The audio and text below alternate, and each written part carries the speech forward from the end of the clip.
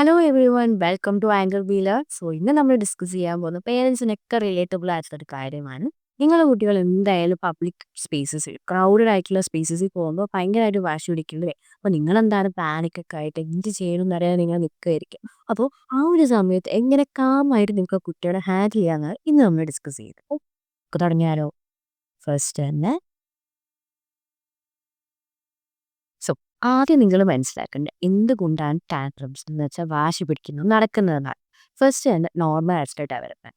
ഒരു age 1 to 4 കുട്ടികൾക്ക് എന്തായാലും ഒരു വാശി പിടിക്കൊക്കെ ഉണ്ടാവും. അത് അവരുടെ നോർമൽ പാർട്ട് ഓഫ് ഗ്രോയിങ് തന്നെയാണ് മനസ്സിലാക്കുക. എന്ന് വെച്ചാൽ ഇവിടെ നിങ്ങളുടെ പേരൻറ്റിങ്ങിൻ്റെ കുഴപ്പമല്ല, അവർ കുട്ടികളുടെ കുഴപ്പമല്ല. ഇത് അവർ ഡെവലപ്പായി വരുന്നതിൻ്റെ ഒരു ടൈം മാത്രമാണ്. ഓക്കെ, അതിനുശേഷം കോമൺ ആയിട്ടുള്ള ട്രിഗേഴ്സ് എത്താം. കൂടുതലും കുട്ടികൾ എപ്പോഴും വാശി പിടിക്കുന്നത് അവർ ടയേർഡ് ആയപ്പോഴോ അവർക്ക് വിശക്കുമ്പോഴോ നിങ്ങൾ ക്രൗഡഡ് ആയിട്ടുള്ള സ്പേസിലൊക്കെ പോകുമ്പോൾ അവർ ഓട്ടോമാറ്റിക്കലി എക്സ്പോസ്റ്റഡ് ആവുന്നുണ്ട്. സോ ആ ഒരു ടൈമിലാണ് ഇവരെന്താക്കുക ഇങ്ങനത്തെ വാശി പിടിക്കണം കൂടുതൽ ചെയ്യുക. സോ അത് മനസ്സിലാക്കിയിട്ട് അവരോട് സംസാരിക്കാൻ നിങ്ങൾ ശ്രമിക്കും. മൂന്നാമത്തെ കാര്യം ലിമിറ്റഡ് ആയിട്ടുള്ള സ്കിൽസ് എന്ന് വെച്ചാൽ കുട്ടികൾക്ക് ആ ഒരു പ്രായത്തിൽ എക്സ്പ്രസ് ചെയ്യാൻ അവർക്ക് അത്ര ഇമോഷണൽ ഇന്റലിജൻസ് ഒന്നും വന്നിട്ടില്ല. ഓക്കെ, അപ്പോൾ ആ സമയത്ത് അവർക്ക് എക്സ്പ്രസ് ചെയ്യാൻ അറിയുന്ന ഒരേ ഒരു വേ ഈ വാശി പിടിക്കലാണ്. അത് മനസ്സിലാക്കിയിട്ട് വേണം നിങ്ങൾ അവരോട് സംസാരിക്കാൻ. നെക്സ്റ്റ്, എങ്ങനെ ഗഡി. സോ ഈ ഒരു 5 ways ആണ് നിങ്ങൾക്ക് നിങ്ങളെ കുട്ടികളെ കാമാക്കാൻ ഞാൻ പറഞ്ഞു തരാം. സോ ഫസ്റ്റ് വൺ, കാമായിട്ട് സംസാരിക്കുക. ഓക്കെ, നിങ്ങളെ കുട്ടികൾ വാശി പിടിക്കുന്നുണ്ട്, നിങ്ങളെ ചുറ്റുമുള്ള ആൾക്കാരെല്ലാം നിങ്ങളെ ജഡ്ജ് ചെയ്ത് തുടങ്ങിക്കഴിഞ്ഞു എന്ത് പേരൻറ്റിങ് ആണെന്നൊക്കെ ചിലപ്പോൾ അവർ വിചാരിക്കുന്നു. സ്റ്റിൽ നിങ്ങളുടെ കുട്ടികളെ നിങ്ങൾ തന്നെ ഹാൻഡിൽ ചെയ്യാം അല്ലേ. അപ്പോൾ നിങ്ങൾ എന്ത് ചെയ്യുക, നിങ്ങൾ കാമായിട്ട് ഒരു ബ്രെത്തൊക്കെ എടുത്തതിന് ശേഷം നിങ്ങളുടെ കുട്ടികളെ പറഞ്ഞ് മനസ്സിലാക്കുന്ന രീതിയിൽ വേണം സംസാരിക്കാൻ. നിങ്ങൾ അവിടെ അതേപോലെ അവർ പറയുന്ന പോലെ തന്നെ വാശി പിടിക്കുകയും നിങ്ങൾ തന്നെ ഒച്ചത്തിൽ സംസാരിക്കുകയാണെങ്കിൽ നിങ്ങളെ റെസ്പെക്ട് ചെയ്തിട്ടാണ് അവരുടെ വാശി ഉണ്ടാവുക. അപ്പം നിങ്ങൾ സൗണ്ട് കൂടുമ്പോൾ അവരും സൗണ്ട്. അപ്പം നിങ്ങൾ കാമായ അവരും കാമാവും. നിങ്ങൾ മിറർ ചെയ്യുകയാണ് കുട്ടികൾ ചെയ്യുന്നതെന്ന് നിങ്ങൾ മനസ്സിലാക്കുക. രണ്ടാമത്, പ്രയോറിറ്റൈസ് സേഫ്റ്റി എന്ന് വെച്ചാൽ ഒരു ക്രൗഡിൽ നിൽക്കുമ്പോഴാണ് ഈ കുട്ടി ബഹളം ഉണ്ടാക്കുന്നതെങ്കിൽ നല്ലതുപോലെ ആ കുട്ടീനെ ഒരു ക്വയറ്റ് ആയിട്ടുള്ള ഒരു സ്ഥലത്തേക്ക് കൊണ്ടുപോകാൻ ശ്രമിക്കുക. അവരെ ജസ്റ്റ് ഒരു സ്ഥലത്തേക്ക് ഇരുത്തിക്കുക. എന്നിട്ട് മോനെ കുഴപ്പമില്ല, കാമാവും, കുഴപ്പമൊന്നുമില്ല, നമുക്ക് കുറച്ചു നേരം റെസ്റ്റ് ഒക്കെ എടുത്തിട്ട് പോവാമെന്ന് പറഞ്ഞാൽ. പിന്നെ വരുന്നത് വാലിഡേറ്റ്സ് എന്ന് വെച്ചാൽ നിങ്ങളൊരു സ്ഥലത്തേക്ക് മാറ്റി ഒരു കാമായിട്ടുള്ള സ്ഥലത്തേക്ക് മാറ്റിയിട്ട് ക്വയറ്റ് ആയിട്ടുള്ള സ്ഥലത്തേക്ക് എത്തിയിട്ട് മോനെ നീ ഇപ്പം നിനക്ക് ടോയ് ആണ് വേണ്ടത്, അവർ അങ്ങനെയാണ് കരയെങ്കിൽ നിനക്ക് ടോയ് ഞാൻ വാങ്ങിത്തരാം, ഇപ്പം ഞാൻ വാങ്ങിത്തരില്ല, കുറച്ച് കഴിഞ്ഞ് വാങ്ങിത്തരാമെന്ന് പറഞ്ഞ് ജസ്റ്റ് ഒന്ന് കാമായിട്ട് നിങ്ങൾ വോയിസ് അത്രയും കാമാവും അവർ ഓട്ടോമാറ്റിക്കലി കാമാവും നിങ്ങൾക്ക് മനസ്സിലാവും. ജസ്റ്റ് ട്രൈ ചെയ്ത് നോക്കിയാൽ മതി. പിന്നെ വാങ്ങിത്തരാം, ഇപ്പം ഞാൻ വാങ്ങിത്തരില്ല, നല്ല രീതിയിൽ പറഞ്ഞ് മനസ്സിലാക്കാം. അതിനുശേഷം നിങ്ങളിപ്പോൾ ഭയങ്കര വാശി പിടിക്കും എനിക്കത് കിട്ടിയാലേ ഞാൻ പോവുള്ളൂ എന്ന് പറയുന്ന കുട്ടികൾക്ക് അപ്പം വാങ്ങി കൊടുക്കാതിരിക്കും. കാരണം അത് അവരെന്താ പഠിച്ചിട്ടില്ലേ, ഇനി ഞാൻ കരഞ്ഞിട്ടുണ്ടെങ്കിൽ എനിക്ക് അമ്മ ഇതുപോലെ അല്ലെങ്കിൽ അച്ഛൻ ഇതുപോലെ എനിക്ക് വാങ്ങി തരുന്നതല്ലേ അവർ പഠിക്കുക. അതുകൊണ്ട് ഒരിക്കലും അവർക്ക് ആ സമയത്ത് അത് വാങ്ങി കൊടുത്തിട്ട് നിങ്ങൾ അത് ഒതുക്കി തീർക്കെടുക്കും. അതിന് പകരം ആ ഫീലിങ്സ് വാലിഡേറ്റ് ചെയ്യാൻ നിങ്ങൾ ശ്രമിക്കും. ഓക്കെ, അതാണ് കറക്റ്റായിട്ട് നിങ്ങൾ അവിടെ ചെയ്യേണ്ട കാര്യം. അതേപോലെ തന്നെ നിങ്ങൾക്ക് ഡിസ്ട്രാക്ഷൻസ് യൂസ് ചെയ്യാം. നിങ്ങൾക്ക് വീട്ടിൽ നിന്ന് തന്നെ 2-3 ടോയ്സ് ഒക്കെ ക്യാരി ചെയ്തിട്ട് ഇത് നോക്ക്, ഇങ്ങനെയാണ് അങ്ങനെയാണ് അങ്ങനെ പറയാം. പിന്നെ ആപ്പിളും ഓറഞ്ചും ഒക്കെ എടുത്തിട്ട് നിങ്ങൾക്ക് ഇത് കണ്ട ഒരു ആപ്പിൾ, ഇത് കണ്ട ഒരു ഓറഞ്ച് എന്നൊക്കെ ചോദിക്കുമ്പോൾ അത് നിങ്ങൾക്ക് ഡിസ്ട്രാക്ട് ചെയ്യാൻ പറ്റുന്നു. അതുപോലത്തെ ഡിസ്ട്രാക്ഷൻസ് ഉപയോഗിക്കുക. ആ കുട്ടീനെ നോക്കൂ എന്നൊക്കെ പറഞ്ഞിങ്ങനെ ജസ്റ്റ് ഒന്ന് അവരുടെ ആ ഒരു സമയത്ത് ആ ഒരു ഡിസ്ട്രാക്ട് ചെയ്ത് നിങ്ങൾ വിട്ടിട്ടുണ്ടെങ്കിൽ അവരത് പെട്ടെന്ന് തന്നെ മാറും. സോ നിങ്ങളുടെ ടോണാണ് നിങ്ങൾ എപ്പോഴും ശ്രദ്ധിക്കേണ്ടത്. നിങ്ങൾ ആ ടോൺ കറക്റ്റായ കുട്ടികൾ അതുപോലെ മിറർ ചെയ്യും. സോ നിങ്ങൾ ജസ്റ്റ് ഒരു തവണ ഒന്ന് ട്രൈ നോക്കും, ഇത് എന്തായാലും വർക്ക്ഔട്ട്. സോ നെക്സ്റ്റ്, ഓക്കെ, ഇനിയുള്ളത് prevention before you leave. So നിങ്ങൾ ഇറങ്ങുന്നതിന് മുന്നേ നിങ്ങളിപ്പോൾ പ്ലാൻ ചെയ്യുകയാണ്, ഇന്ന് ഞാൻ ഷോപ്പിങ്ങിന് പോകുന്നുണ്ട്, ഇന്ന് ഞാൻ ഗ്രോസറീസ് വാങ്ങാൻ പോകുന്നുണ്ട്, നിങ്ങൾ പ്ലാൻ ചെയ്യുമ്പോൾ അപ്പോൾ നിങ്ങൾ എന്ത് ചെയ്യുക, നേരത്തെ തന്നെ അവളോട് പറയാം മോനെ ഇന്ന് നമ്മൾ ഗ്രോസറി ഷോപ്പിങ്ങിന് പോകുന്നുണ്ട്, നമ്മൾ ടോയ്സ് വാങ്ങാനല്ല പക്ഷെ സാധനങ്ങൾ വാങ്ങാനാണ് മാത്രം നേരത്തെ ഒന്ന് പറഞ്ഞു വെക്കുക. ഇവൻ അവരത്ര ചെറിയ പ്രായത്തിൽ മനസ്സിലാക്കുമെന്നായിരിക്കും നിങ്ങൾ വിചാരിക്കുന്നത്, എന്നാലും പറഞ്ഞു വെക്കുക. അതിനുശേഷം കൂടുതൽ അവരുടെ നാപ്പ് ടൈം ഉണ്ടല്ലോ, അത് ഉറങ്ങുന്ന സമയത്ത് അവരെ കൊണ്ടുപോകാൻ നോക്കുക. അതാകുമ്പോൾ അവർ ഉറങ്ങിപ്പോകുന്നു, ഒക്കെ ആ ഒരു ഡിസ്റ്റർബൻസ് ഒന്നും അവർക്കൊരു പ്രശ്നം.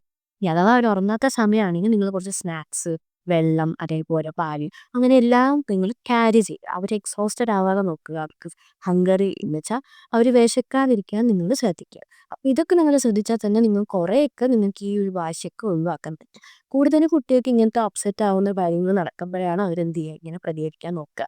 സോ അവരുടെ ഫീലിങ്സ് അവർക്ക് എക്സ്പ്രസ് ചെയ്യാൻ വേറൊരു വഴിയില്ലാത്തതുകൊണ്ടാണ് അവർ ഇത് ചെയ്യുന്നത്.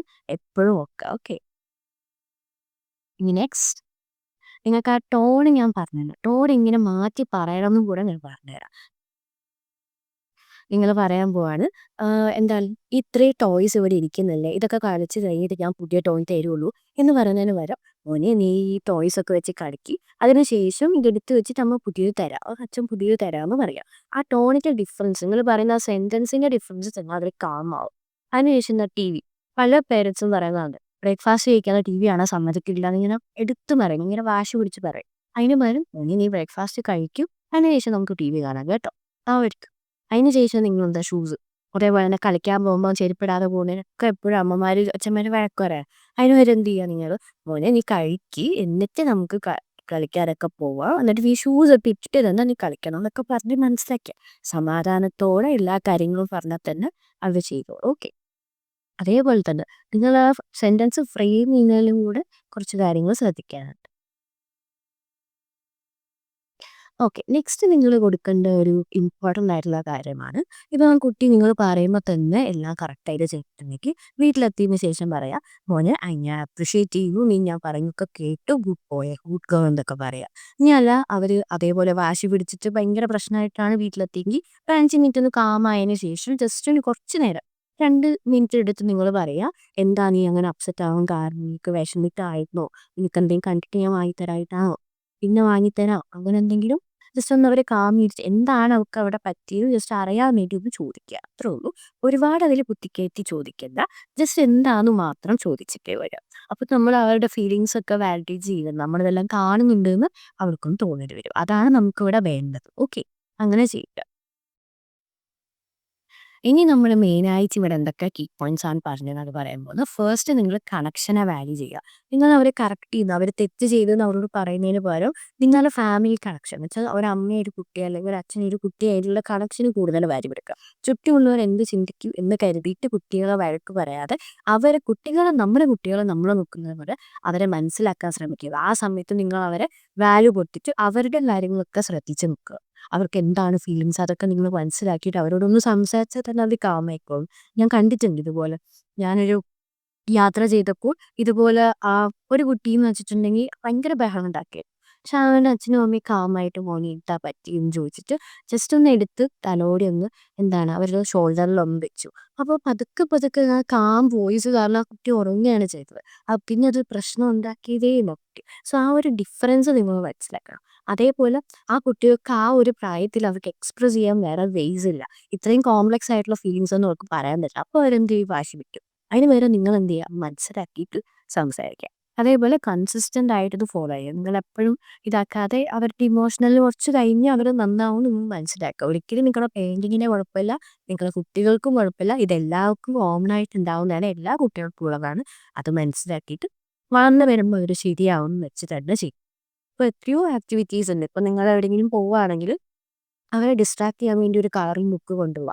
അപ്പോൾ ഒരു കളറിംഗ് ബുക്ക് കൊടുക്കുന്ന കുട്ടി എന്താണ് ഇത് വരച്ചിട്ട് അവൻ്റെ ആ ഡിസ്ട്രാക്റ്റഡായി ആ സമയത്ത് ഒന്ന് വാശി പിടിക്കാൻ പോലും ഒന്നും തോന്നത്തില്ല. ആ സമയത്ത് അത് കളർ ചെയ്ത് അവിടെ ഇരുന്നോളും. അതേപോലെ ഒരു ടോയ് കൊടുത്താൽ മേ ബി ആ ടോയ് നോക്കി അവർ ഇരിക്കുന്ന സമയത്ത് നിങ്ങൾ ഷോപ്പിംഗ് ഒക്കെ നിങ്ങൾക്ക് ചെയ്യാം. അപ്പോൾ അങ്ങനത്തെ കാര്യങ്ങളൊക്കെ നേരത്തെ തന്നെ നിങ്ങൾ പ്ലാൻ ചെയ്ത് പോകും. ഇത്രയും കാര്യങ്ങൾ ശ്രദ്ധിച്ചാൽ നിങ്ങൾക്ക് അടിപൊളിയായി നിങ്ങളുടെ കുട്ടികളെ ഏത് ക്രൗഡിൽ നിങ്ങൾ കൊണ്ടുപോകാൻ പറ്റും. അപ്പോൾ നിങ്ങൾ ഹാപ്പി ആയിട്ടിരിക്കുക, കുട്ടികൾ ഹാപ്പി ആയിട്ടിരിക്കുക. Thank you for watching.